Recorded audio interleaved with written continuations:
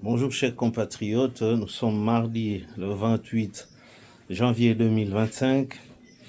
La République démocratique du Congo, véritablement envahie dans sa partie est par le Rwanda. Point n'est plus besoin de chercher à être instruit ou informé par un quelconque rapport des experts des Nations Unies, soit-il.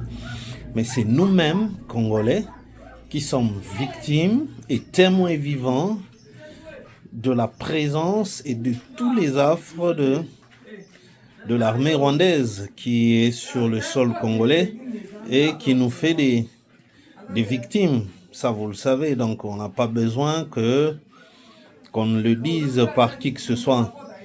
Et ayant épuisé toutes les voies, la République a parlé, a fait la ronde à travers le monde, mais malheureusement, ça ne nous est pas encore bénéfique à la hauteur du crime, du mal qui nous est imposé par l'ennemi.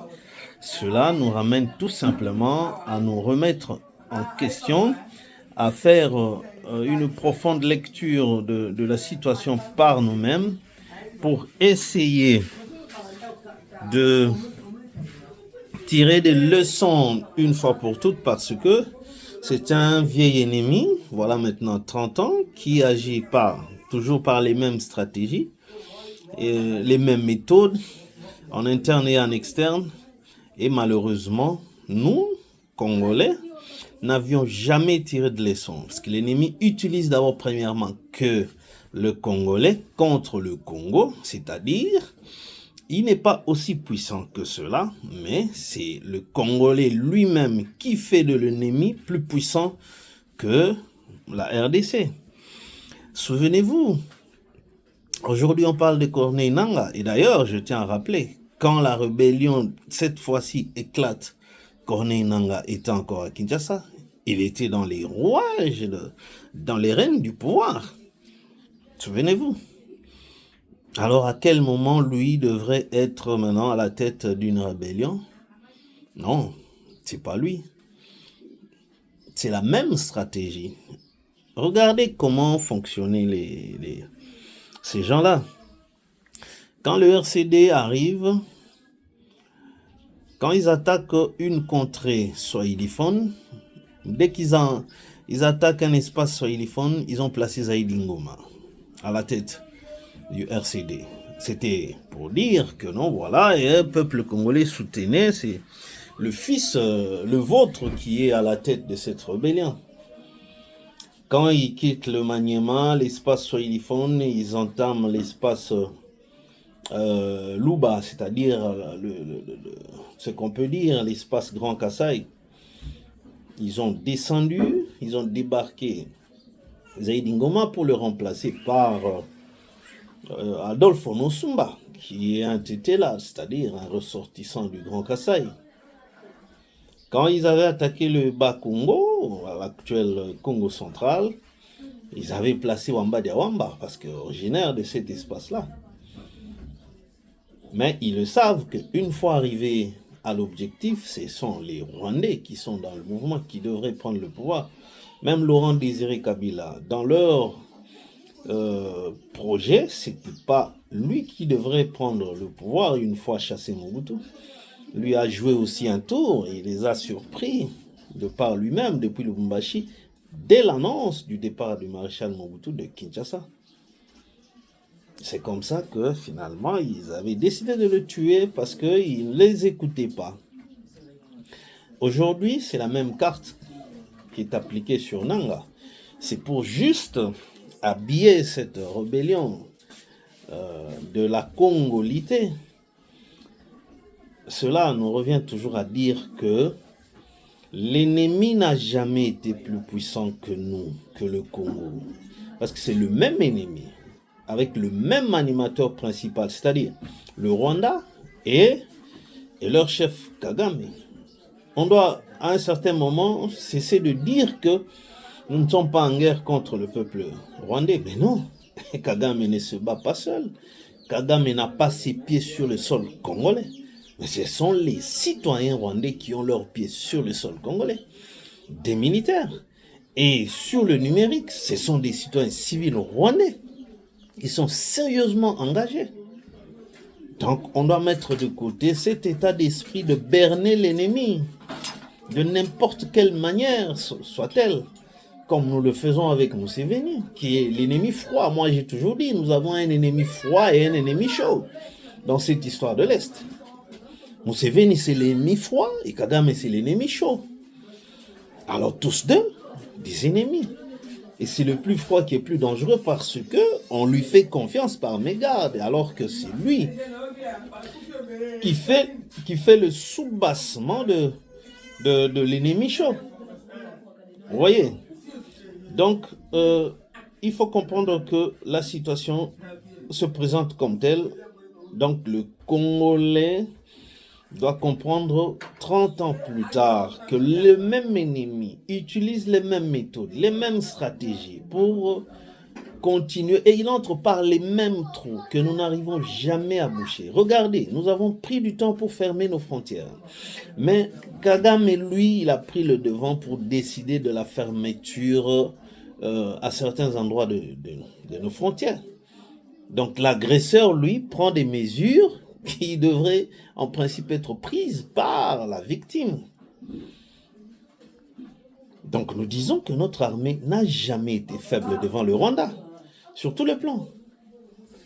Mais malheureusement, c'est juste une déstructuration, l'absence de l'esprit de corps et la mauvaise mentalité qui habite d'abord les généraux. Il y a un certain clivage. Il y en a qui, jusqu'aujourd'hui, par le fait du mixage et brassage de 2004, à l'issue du dialogue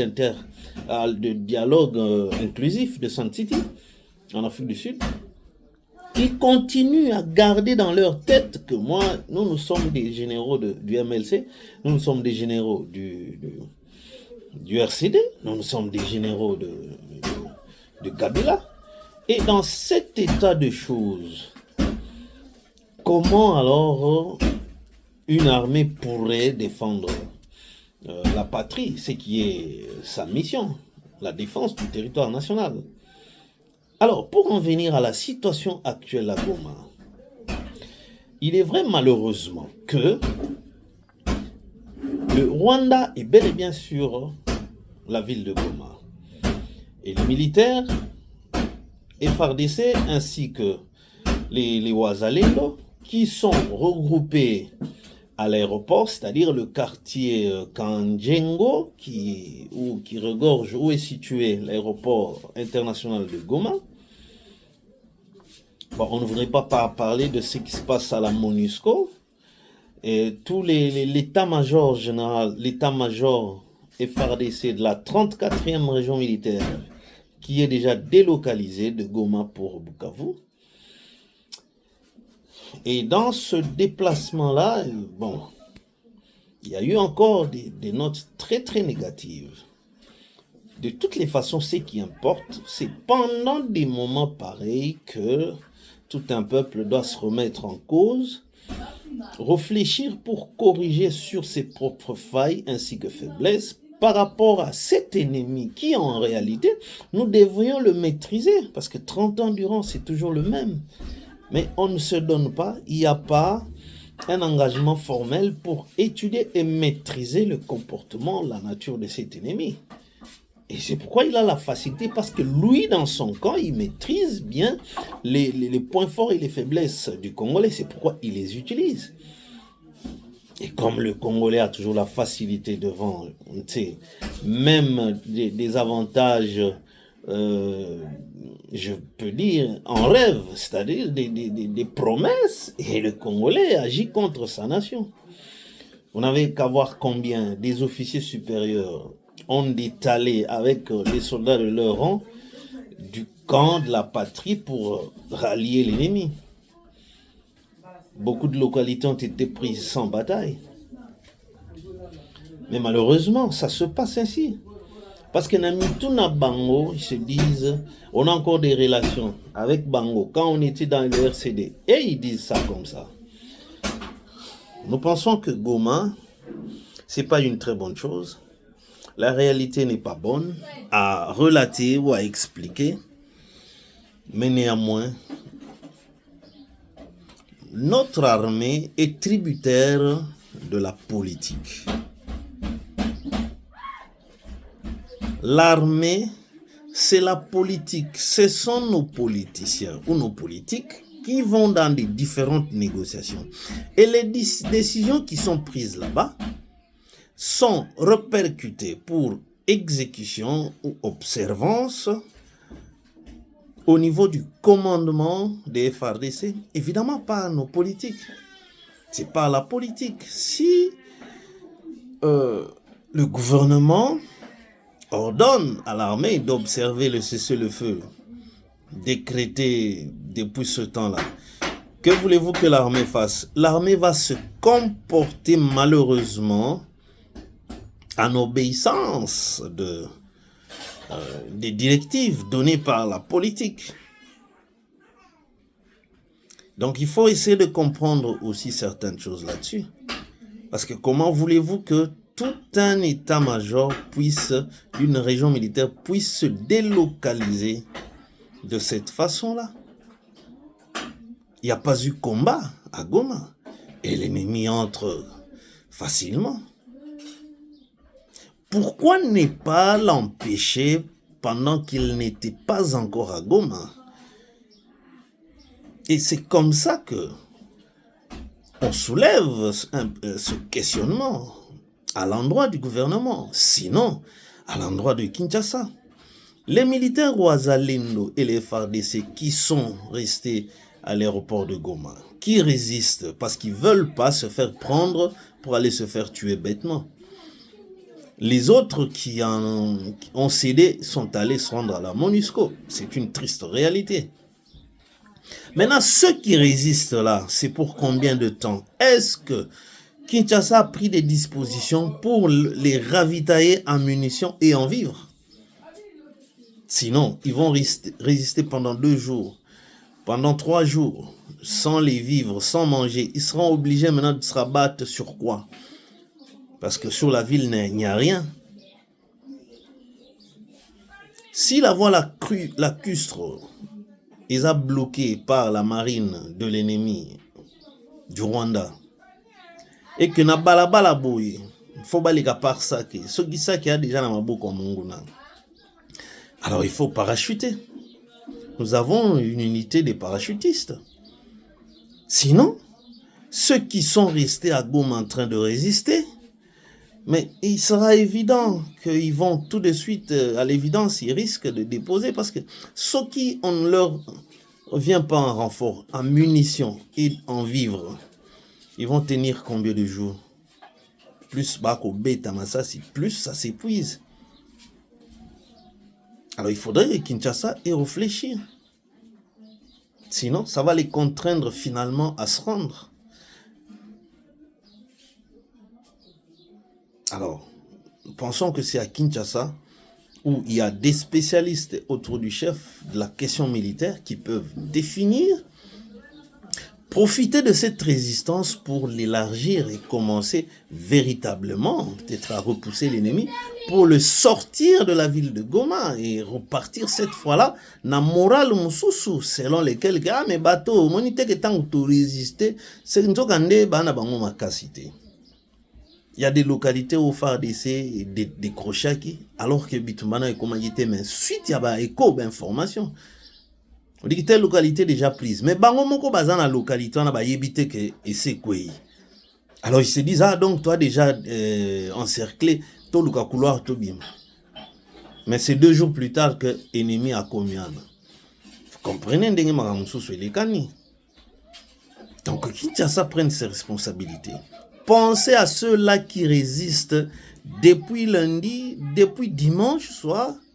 Bako résister jusqu'à quand? Ce qui renfort et athée, surtout premièrement en munitions et en vivres.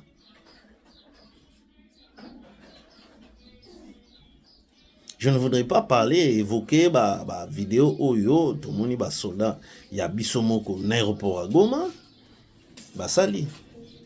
D'une part, européen, ça moi mawa, ce qui évidemment, ces vidéos-là sont authentiques, mais apparemment, ils sont authentiques. Donc s'il n'y a pas de renfort, eh bien, l'ennemi va seulement les contenir. Ndengwana azo provoquer bango na ba tir de sommation et eux réagissent aussi par des tirs. Mais bango sko ya bango aussi là, ils vont résister encore comment?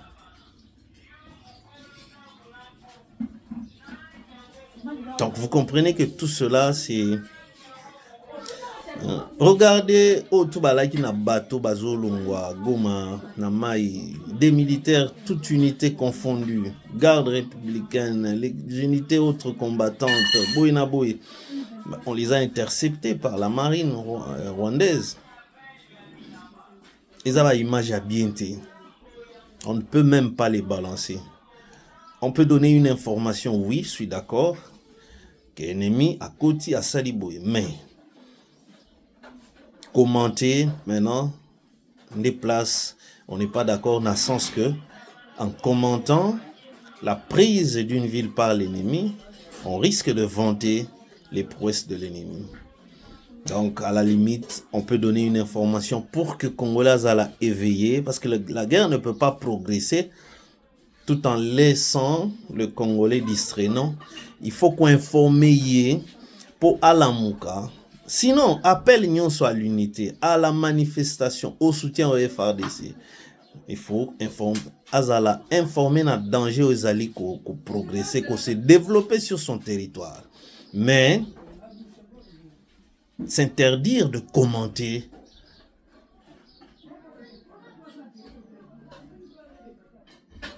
les détails ou commenter la percée du... Là, même le ministre de l'Information, je l'ai félicité quand il a dit ça sur France 24, qu'on a perdu l'ascendance qu'on avait déjà sur l'ennemi et que l'ennemi a percé. Donc, il n'a pas commenté les prouesses de l'ennemi, mais il a donné l'information. Donc, je pense que c'est ça la ligne de conduite. Et bon, voilà, mais pas la désinformation. Non, la désinformation, il y a aussi qu'à Congolais la distraction pendant que danger zouya.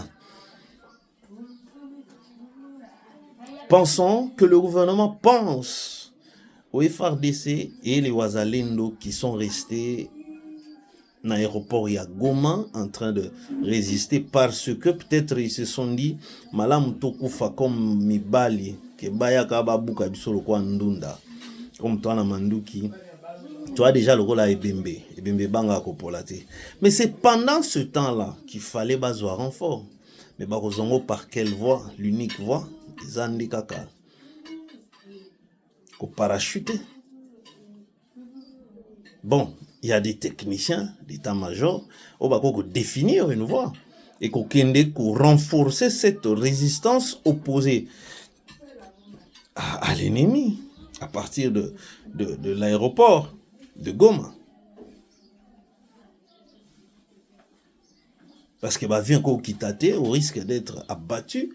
Proposition Munguna Télémiana te éviter. Sur base de quels paramètres Munguna ko kang espace aérien à Goma, en déclarant Ondengwana, c'est-à-dire à cause d'un dispositif wana, alors personne ne pourra prendre ce risque-là à survoler Goma. Que Dieu bénisse la RDC.